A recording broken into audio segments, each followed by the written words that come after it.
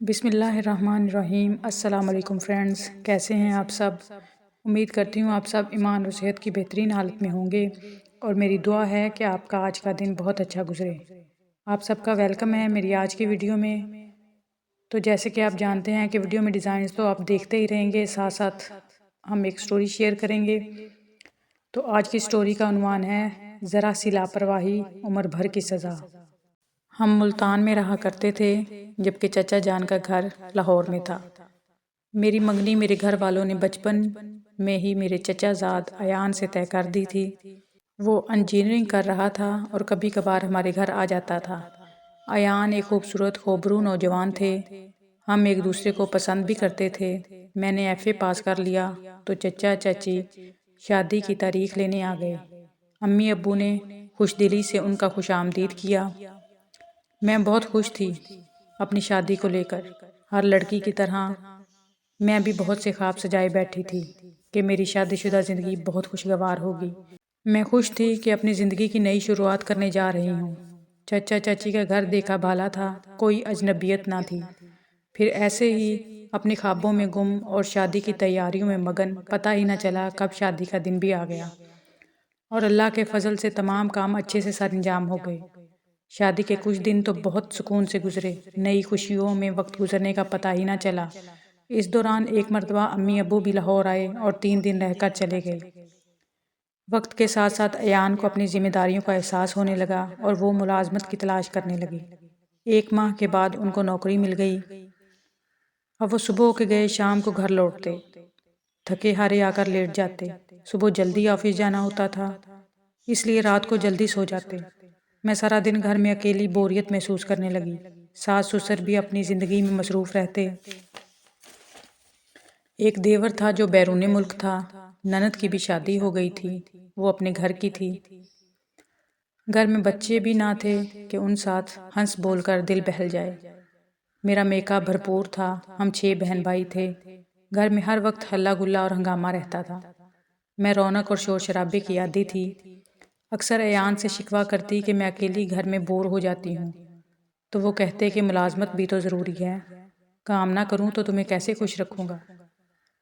شادی کو 6 ماہ گزر گئے اور میرے صبر کا پیمانہ ٹوٹ چکا تھا۔ جی چاہتا تھا کہ میکے اڑ کر چلی جاؤں۔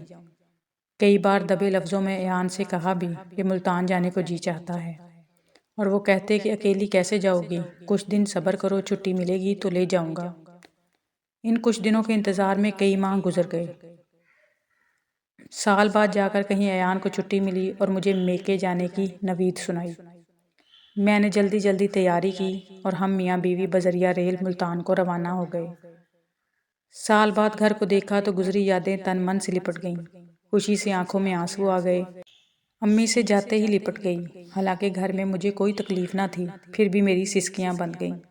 ہفتہ پلک جھپکتے ہی گزر گیا اور واپس جانے کا دن بھی آ گیا۔ آج ان سنی باتوں پہ یقین ہو رہا تھا کہ واقعی لڑکیاں پرایا دھن ہوتی ہیں۔ لاکھ ماں باپ پال پوس کر بڑا کریں، جانا تو انہیں پرائے گھر ہی ہوتا ہے۔ شروع میں میکے کی یاد دن رات آتی تھی، رفتہ رفتہ اس کیفیت میں کمی آتی گئی۔ پھر اللہ نے گود ہری کر دی اور میں بچے کی پرورش میں مصروف ہو گئی۔ اللہ نے پہلا بیٹا دیا تھا، سسرال میں خوشی کی لہر دوڑ گئی۔ میں اپنے بیٹے کی پرورش میں گم تھی۔ اب امی ابو بہن بھائی سب پیچھے رہ گئے۔ ہر وقت بیٹے کو گود میں لیے رہتی، میکا بھولتا جاتا تھا۔ پھر بھی عورت کے دل سے کبھی میکے کی یاد پوری طرح گم نہیں ہوتی۔ وقت گزرتا گیا، میں 2 بچوں کی ماں بن گئی۔ اس دوران ملتان جانا نہ ہو سکا۔ امی ابو آ کر مل جاتے، بہنیں فون کرتی تو شکوہ کرتی۔ ایک روز سوچ رہی تھی اے کاش وہاں سے کسی شادی کا بلاوا ہی آ جائے۔ دعا کی قبولیت کا وقت تھا۔ اسی دم امی کا فون آ گیا کہ نوید کی منگنی ہے اور تم لوگوں نے شریک ہونا ہے۔ ایان آئے تو میں نے ان سے کہا، خوشی سے نہال تھی کہ آخر اللہ نے ملتان جانے کا موقع عطا کر دیا۔ توقع تھی کہ ایان کہیں گے تیاری کرو چلتے ہیں، لیکن یہ آرزو ہی رہی۔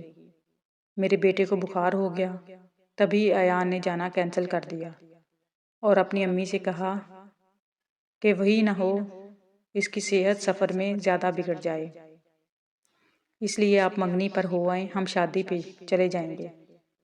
میں نے بحث کرنی فضول سمجھی اور صبر کے گھونٹ پی کر خاموش ہو گئی۔ اوکے فرینڈز، آج کے لیے اتنا ہی۔ باقی کی سٹوری انشاءاللہ نیکسٹ ویڈیو میں پارٹ 2 میں شیئر کروں گی۔ امید کرتی ہوں آپ کو میرے لائے ہوئے ڈیزائنز اور میری سٹوریز پسند آ رہی ہوں گی۔ تو اگر آپ کو میرے ڈیزائنز اور میری لائی ہوئی سٹوریز پسند آ رہی ہوں تو میرے چینل کو سبسکرائب کریں اور بیل آئیکن کو پریس کرنا نہ بھولیں تاکہ آپ کو لیٹسٹ ڈیزائن کی اپڈیٹ ٹائم سے ملتی رہیں۔ اگر آپ ان کو آن لائن آرڈر کرنا چاہتے ہیں تو بھی آپ ٹائم سے آرڈر کر سکیں۔ انشاءاللہ پھر سے حاضر ہوں گی نئے ڈیزائنز کے ساتھ اور اس سٹوری کے پارٹ 2 کے ساتھ۔ تب تک کے لیے اپنا اور اپنے پیاروں کا خیال رکھیں اور مجھے دعاؤں میں ضرور یاد رکھیے گا۔ خوش رہیں، آباد رہیں۔ اللہ حافظ۔